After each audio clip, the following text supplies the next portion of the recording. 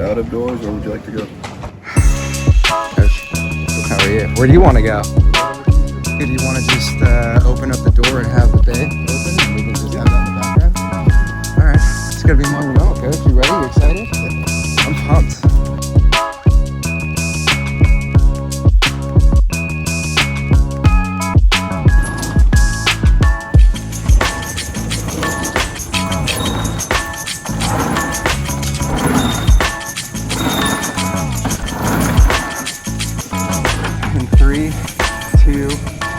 Hey everyone, welcome back to another episode of Renting Ranting Quarters. I'm your host and pilot, Rumor Rick, on this fantastic journey through the purple and blue skies. And today, we're flying with a very special co-pilot who happens to be one of the best high school coaches in history, and also the guy who brought us many championships in the CIF Southern section here in Mira Costa in the beautiful city of Manhattan Beach, who also happens to be a great father, who happens to also be a great husband, a great human being, and an overall great mentor. His name is Coach Don Morrow. Coach Don Morrow, say what up to the world. What up, world? Hey, listen, all right, so over 30 years ago, call it 33 years ago, I played here, 93, my junior year here at Mira Costa. It was your first year here coaching at Mira Costa. We won the CIF championship that year, and then we won it again, or we went back to CIF championship the second year, but we didn't win it because we didn't have Phil Fanua, Dino Rossi, love you too guys. But the point is, we hadn't won a championship the entire time our football program was started here, over 50 years before you started. Your first year here, you won it. So before we get into how you get these young men to listen to you and become successful young men in the real world, let's unpack this and go back to the beginning, right? Where did you grow up? How did you get from wherever you grew up to here? Where did I grow up? Man, I grew up on 18th Street in Manhattan Beach, right over now where the modern day middle school is located. That's kind of where we grew up. And went to Aviation High School, which was 4 or 5 blocks to the east of there. El Camino College, Cal State Northridge. Awesome. So while you're going through this local journey, you go to those local schools. Did you know you wanted to become a head coach? No, I didn't. I wanted to be an athlete is what I really, I couldn't get enough of sports. Back then you kind of just matriculated from season to season, so we would go from football to basketball to baseball, and just loved it. Couldn't get, my recollection is, like my mom would call us in at midnight or whatever to stop. I remember those days. Just unbelievable. Yeah. To grow up in, especially in a community like Manhattan, where you could actually do that, and all year round, weather-wise and everything. So, and then I didn't really get into the coaching bug. After I'd finished my college playing, one of my old high school coaches was Herb Henchy, was coaching the local All-Star game here. They call it the Lions All-Star game. And he and his staff had been asked to coach one of the sides, and then I had finished playing, and he invited me to come help out with the quarterbacks and receivers a little bit. And so that was the first taste of it. I didn't have any idea what I was doing, but I just loved working with the kids, and I think that's always been the allure all along, is that, just how hard these kids will try. No doubt. And so that part of it has been very, very cool. So were you going to college at that point? I was going to college. The joke is I wanted to be a medical doctor.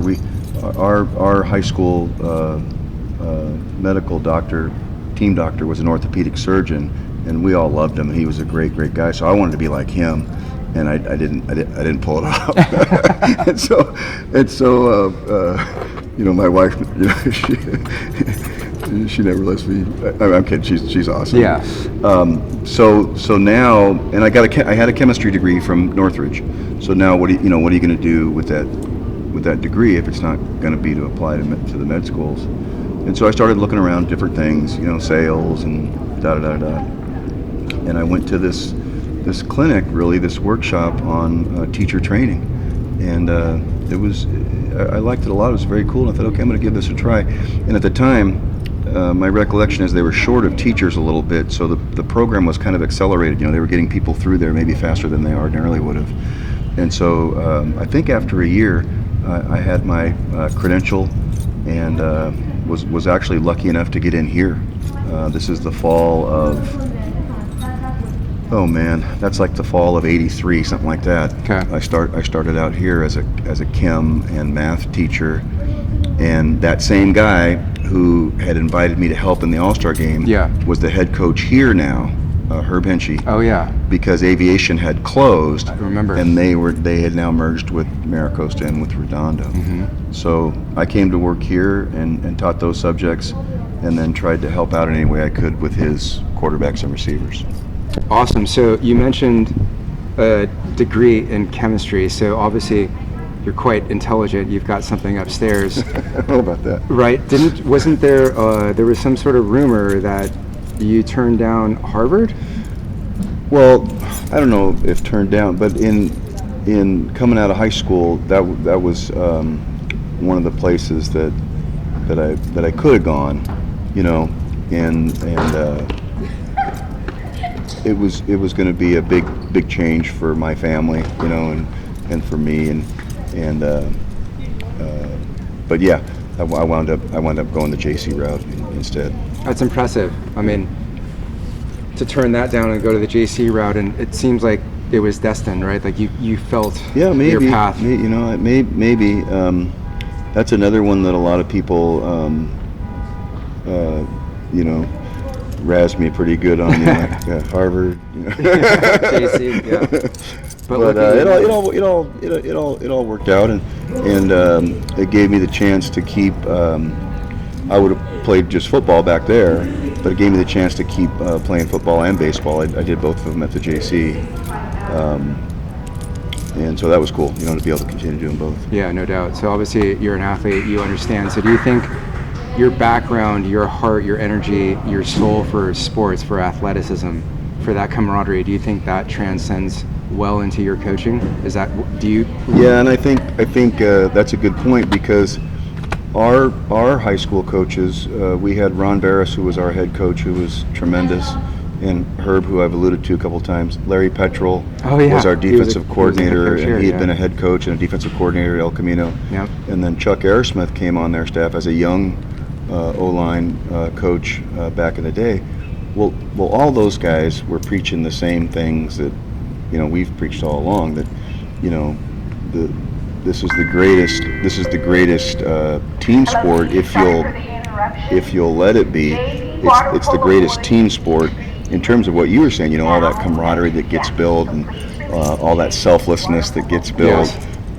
And I always say, I know there's a lot of different sports and a lot of different ways to learn those lessons, but I know for sure you can learn them in football. Yes.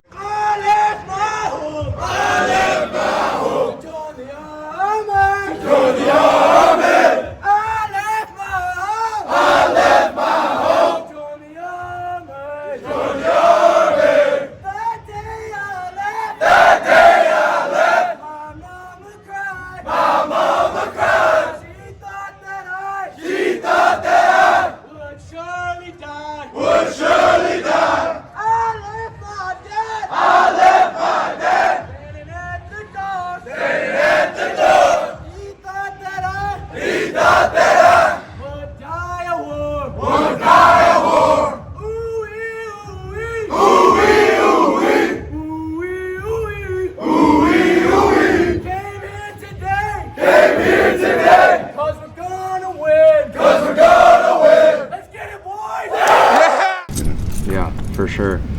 All right, so obviously football is your love. You have 3 awesome sons that I have yet to meet in their adult lives, but they came through here, they played underneath you as well. How is that? How is that coaching your sons? Well, first of all, you know, on the big picture overall, it was unbelievable. That's what I would say about that. But we had, you know, like the struggle that football is, all of them got injured at one point or another in their career here and visited the ER. Oh yeah. With the Tim ER. and the ER. Yeah. There was a leg fracture, and there was a back thing, and there was a cabeza thing. And so that, you know, you don't want to see any of the kids have to go through it, but when it's your own, you know, it's especially tough. And But my recollection is overall it was very, very cool. We would ride over in the morning, together, and maybe once in a while the conversation would turn towards football, and then all of those guys played with some great kids, some wonderful kids who they're still, in association with. So that speaks to what we talked about earlier, just Yes. the bond Yes. and everything that it brings. So, and then, like you were pointing out, I have the love for the game, right? So just maybe to share that with those guys and see if we never tried to force it down their throats, my wife and I, but see if maybe it was something they wanted to do, and be it for me, them being at work with their dad, and then for my end of it, me being at school with my kids. That's part of it's pretty cool, No doubt. So No doubt. Did you have a struggle of, oh, this is my kid, I don't want to give the wrong optics of starting them or putting them over somebody else? How was that? that's always hard as a coach, and the guys and my boys understood that, I wasn't going to try to be any harder on them than I was on anybody else, but they understood that optic. They understood that everything has to be earned. There's not going to be any gifts and so forth, and they handle that really well. They handle that really, really well. Fantastic. Well, Yeah. they have a great leader to Yeah. show them the right way. Where is there somebody coming by, Rick? No, I'm saying you're the great leader. Absolutely not. Mr. Humble, I love it. All right, so you're successful. You've been successful at this level, high school level, 3 plus decades. Amazing school, Mira Costa, my hometown, Manhattan Beach. I've grown up here my entire life. It's a great little nook, Yep. right? And you've carved out a piece here. You're part of the community here. Everybody loves you here. I would imagine that $60 million facility that you just introduced me to, this would not have been built without you, without your success. I mean, I'm sure like the volleyball team and other athletic programs have helped, Yeah. but I would imagine this is the cornerstone that started that. So having said that, what made you, I would imagine you could have gone to a lot of colleges, maybe even the NFL. What made you to just stay here and not go anywhere else? Well, first of all, I do want to say one of the things about Costa, and like in regards to the building that you were alluding to and everything, there are so many excellent programs here, and we never wanted to be like the program or anything like that.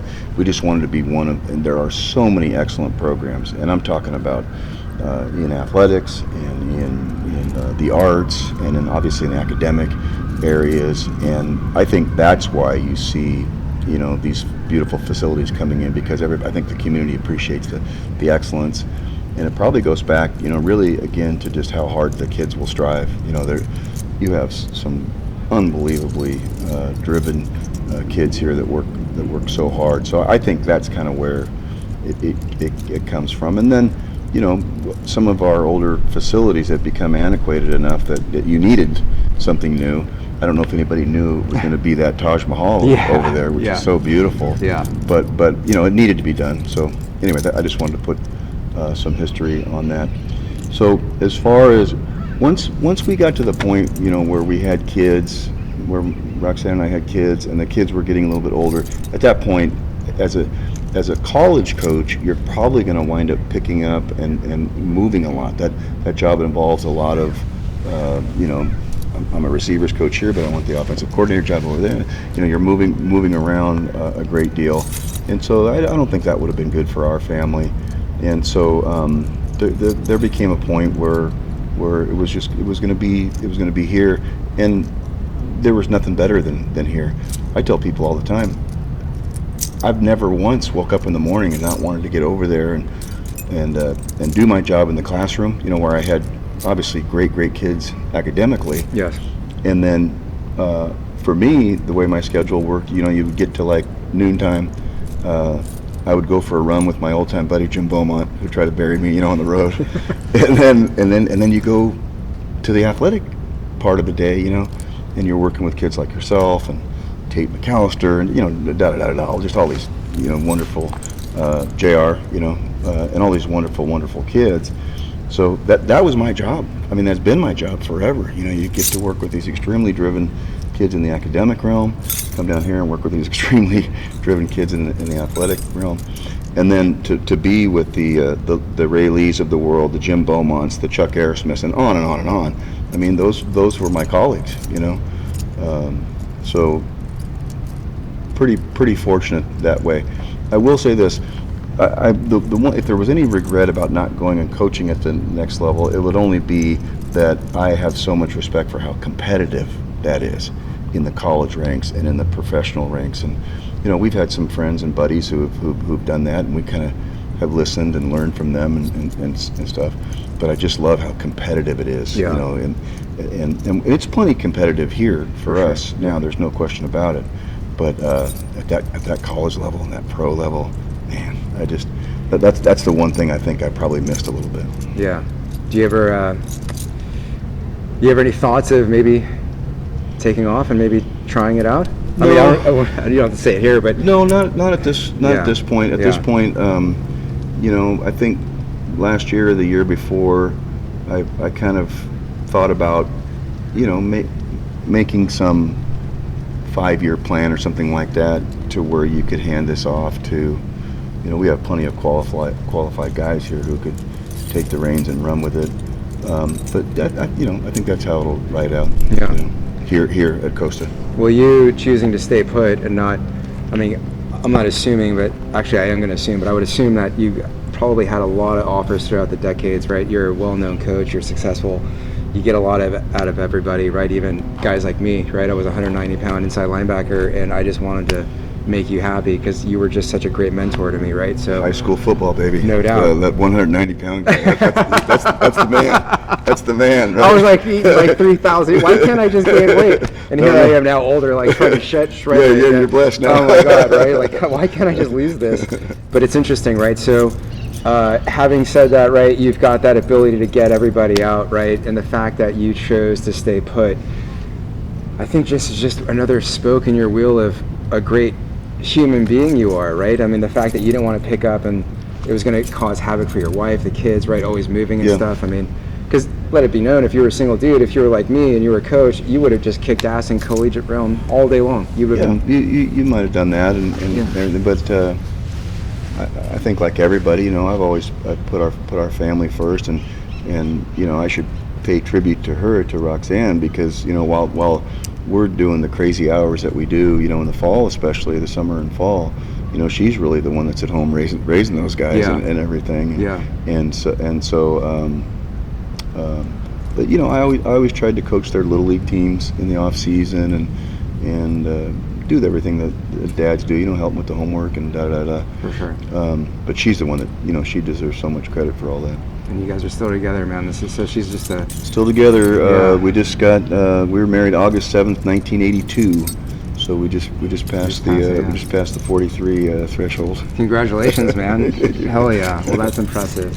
So I know when we were playing underneath you, playing with you, playing for you, you guys pulled up. We had this Pennywise song that we loved to play. Yeah. And you guys knew it, and we played it. It was like our team motto. We played it in the locker room. I think it was your team motto. Right? Yeah. Our It was highlight great. room. It was great. Right, Yeah. but you guys, I don't know if you remember this, but you pulled up in you had a Lexus, didn't you? A white one? Somebody had a Lexus. It probably wasn't me. Anyways, you guys all piled into this Lexus. Whoever it was a 4-door. We're all in the locker room 2 days. We're about to do a second round session. Yeah. And you guys come in just blaring that. And we all come out of the locker room like, who's playing? And it's you guys, and you guys are like, yeah. And we just thought that was the coolest thing to have these coaches. And that camaraderie right there, the fact that I don't know, I mean, it sucks that John Russell just passed, and we just saw you at a service a couple of weeks ago, and you guys made it there, right, with all the coaches, and that just speaks to how close we were. So you build those bonds, I would imagine, with every team that comes through here, but I would imagine some are more special than others, right? You probably get a little bit more sticky with some groups, but Yeah, I think you do. It's your guys' groups, you know, like back to back, were just, I think, unusual, and just how well bonded you. And I don't really know what the cause of all that was. Just the people coming together at that time. And I say that because I think we might have that going on this year. In this fall, it seems like these boys are super close, you know, and willing to lay it on the line for one another. So, yeah. I want to liken it to movie magic, right? Where the lighting's perfect, the director, the writing, the acting, everything is perfect. So you coming over at the perfect time when we had crushed it our freshman year, our group. Yep. We crushed it our sophomore year. We tried to go undefeated both years, but we lost to Culver City. Yeah. Right, and then our junior year, we were so bummed because we were gonna we didn't understand what coach was gonna happen. There was a carousel. They didn't know what ambiguity. You come in, and we hit the ground running, and we never looked back. Yeah. Right, and so I don't know. For me, that to look back on that, everything was perfectly set up for us, for you, for your program, your coaches. No and question. Then you guys stayed together. We've all stayed together. To get off to that start, I think in any endeavor, if you get off to that kind of start, I mean, man, that's huge, right? Yeah, And lightning then, in a bottle. Yeah, and then for us to come over and inherit, we inherited that group, and so many of those guys that were coaching you guys before then deserve. Larry Petrol was the coach here for Bill Lyle was the coach here, after him, yep. And of course I always felt like Mike Gunn deserved a lot of credit for mentoring you guys and really teaching you guys how to play hard and play tough and. That's a great point. Yeah, and I I think he was tremendous. Mike was, and he also came on and helped us out with a lot of stuff as we were going on, especially through that first season. Yes. He was really savvy with blitz adjustments and stuff like that from a defensive perspective. But I remember, and we had just come off a few really successful seasons at South, and I loved working at South. The South kids. People don't even know this, I don't think, but they're amazingly similar to the Mira Costa kids, and they played so hard for us, and it was really hard to leave those guys.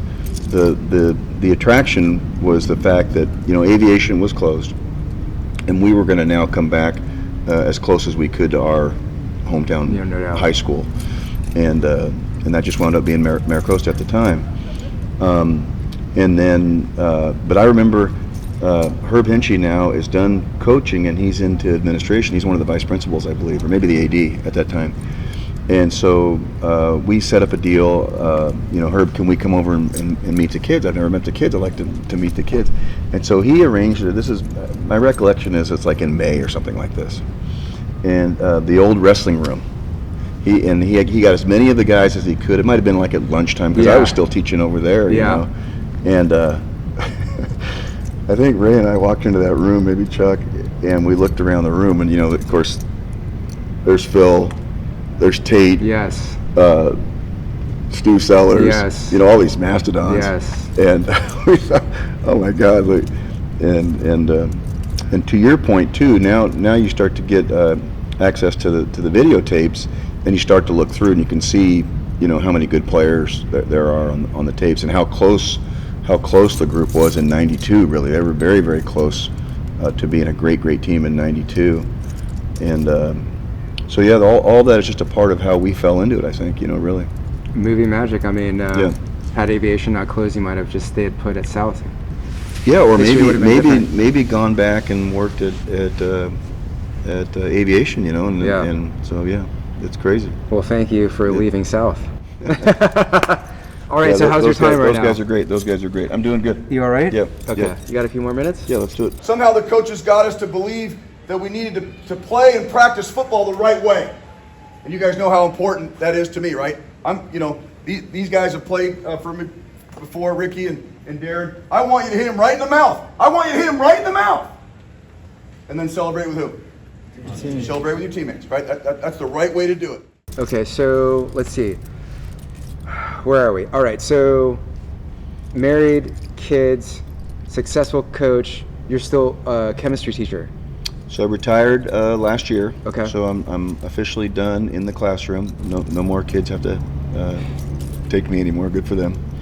And then basically just a full-time varsity football coach now. Love it. So what do you do in the off season? In the off season, my friend Brad Angeleri runs the JV baseball, and so I volunteered to help him. And as you know, as a football coach, there's plenty to do in the off season. From training the kids and the off season 7-on-7s and football, like most of the sports, these days for the kids, I think it can be a year-round almost endeavor. Yeah. So there's plenty to do, but I've really enjoyed getting down there and helping him with the baseball. Just get to work with some different kids and get out of the weight room for a minute. Yeah, for sure. That part of it's been cool. Okay. He goes on to say, I don't remember exactly how they got us to play that way, but they made it very clear that there was a specific way the game should be played. Tough and fast, without any fear, but with precision and accuracy and class. I love the fact that he included the word class. Winning was almost like a second thing. It just became something that we did because we did all the stuff the right way during the week that went into that. And then back to football. So I just remembered, you won what, 4 championships here? We've won 3. We've lost in the final 6 times. So you know, if you wanted to criticize me, that'd be a good place to start. Oh, never criticize me. Yeah, but, no, for sure. I always dream about that. You know, man, what if we could have just flipped the switch a few times? Yeah.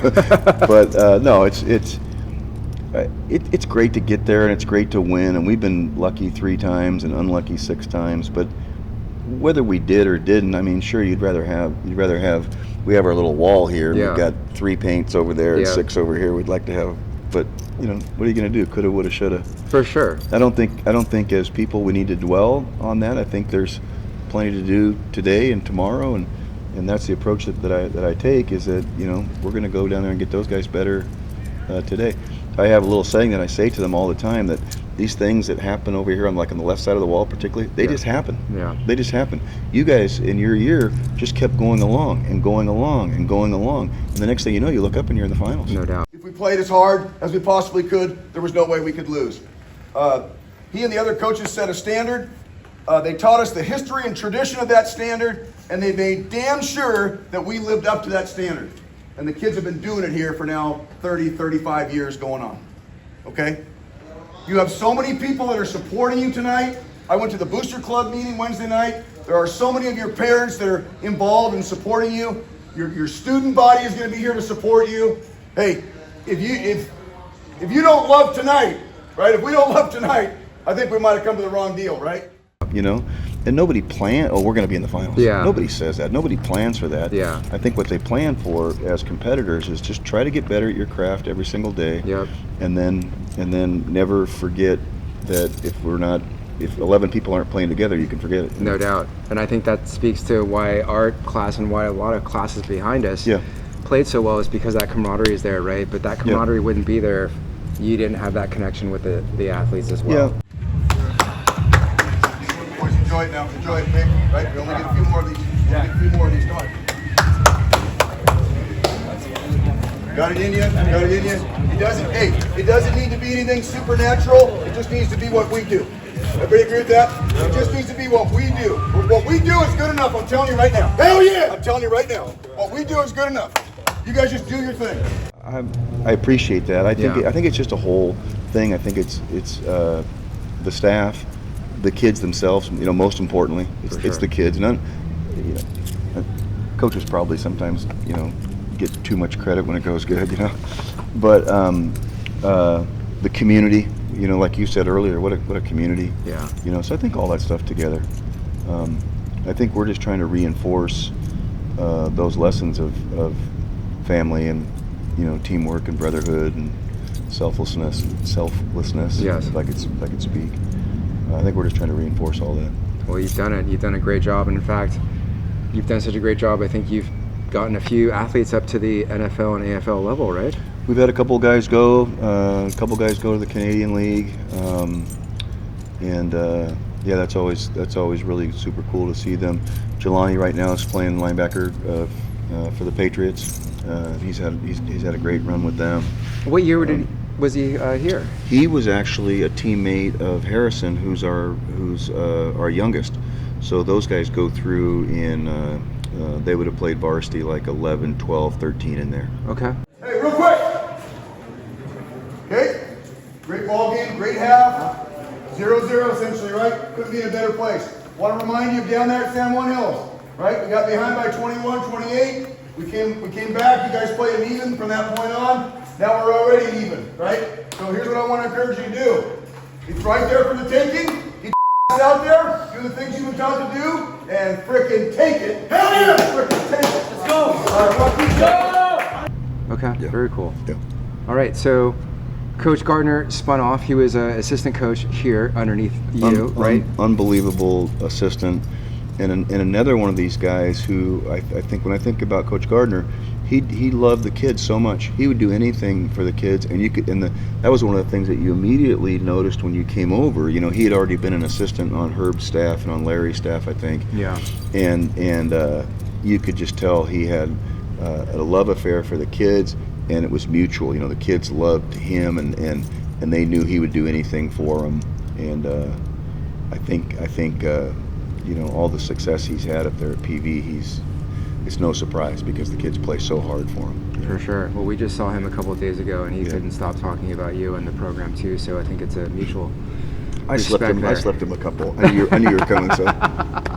I love it too. You got Coach Gardner, and then you mentioned Coach Beaumont, right? He's no longer coaching. Coach retired. You Right. know, he retired from doing the health and doing the baseball, and I tease him now. He's now a full-time professional golfer. Awesome.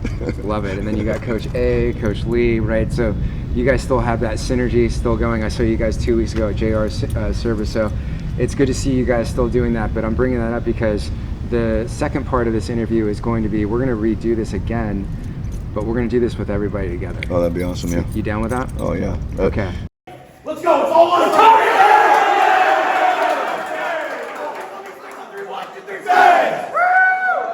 To hear everybody, you know, you're kind of caught in your own perspective, you know, and that's the neatest part about it, is to hear how everybody else thinks about it as it's gone along. 'Cause it's been a long time. You know? Yeah, for sure. Well, that's why I wanted to put this in the can, in the ether, for eternity, so the world can see, because this story needs to be shared. Yep. I was part of this, right? And it's been great to just sit here in this community awesome. and just read the papers every year and just see he's still going, he's still doing it. Watching, you know, our group, our community, our dudes, and ladies, right? Everybody just responding sure. really well to the wake that you're leaving, to what everybody's leaving here. Yep, for right? sure. So, before I let you go, Coach, is there anything that you want to put down?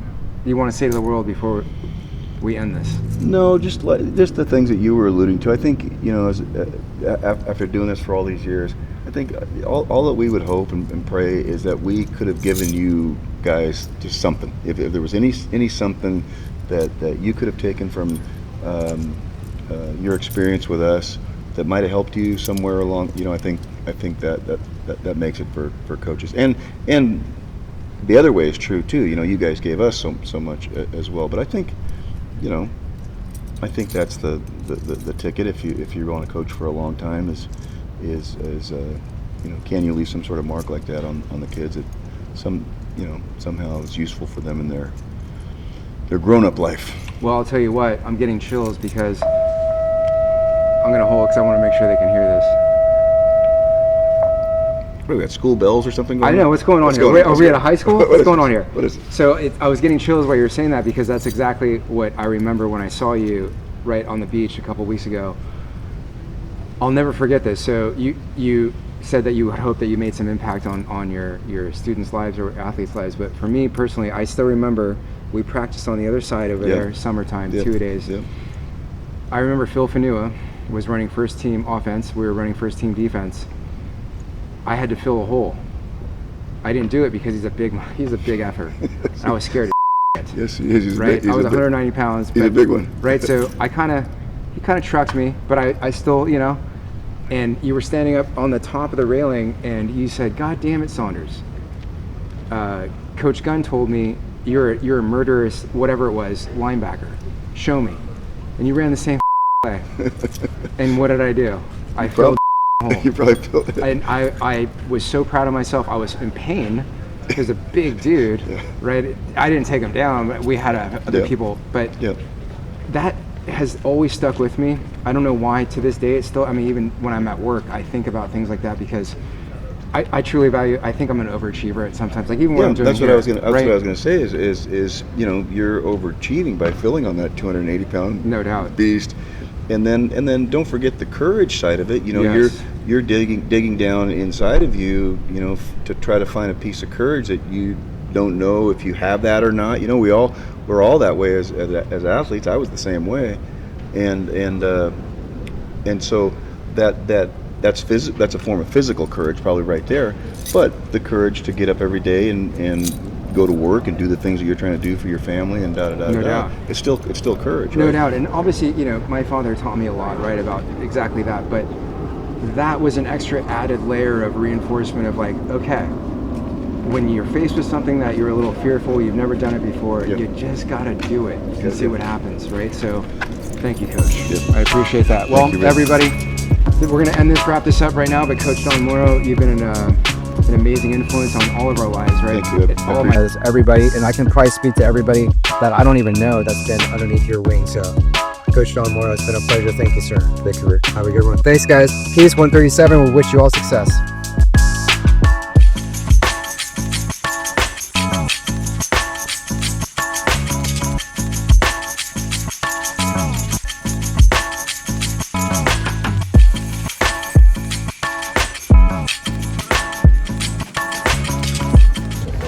Don, how many years you been doing this? About 149, I think. Since 1993. We actually started here in '83 as assistants, and then we went down to Redondo for 5 years as assistants. Okay. And then in '89, I was the head coach at South for 4 years. And then Okay. came over here in '93. Okay. Yeah, so 4 years. So. Okay. How about you guys? How about you guys? How long you guys been doing it now? This is our 25th season. Yeah, I figured 25, 30, yeah, something like that. We say you and Greg are the only two left when we started. Yeah, we're the only ones dumb enough. Appreciate you guys. Thank you. Hey everyone, welcome back to Rumor Rick. I just got done filming another episode of Renting Ranting Quarters with our illustrious Coach Don Morrow here at Mira Costa in Manhattan Beach. Coach, how did the interview go? Fabulous. I love you, Coach. We're going to put it in the can. We'll post it in a couple weeks, but love you. Thanks, Coach.